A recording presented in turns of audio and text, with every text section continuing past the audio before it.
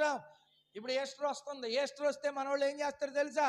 సమాధుల దగ్గరికి వెళ్ళిపోయి శుభ్రం చేసేసి ముగ్గేసేసి కావలసినవన్నీ పెట్టేసి దేనికి కడుతున్నారు వీళ్ళు? ఎముకలకా, కులిపోయిన దానికా, మట్టికా? బతుకున్నంతసేపు తల్లికి పెట్టరు, బ్రతుకున్నంతసేపు తండ్రికి పెట్టరు, బ్రతుకున్నంతసేపు వాళ్ళు ఆకలి తీర్చరు, కాలు ఇచ్చుకుని దాన్నేస్తారు, బయటికి గంటేస్తారు.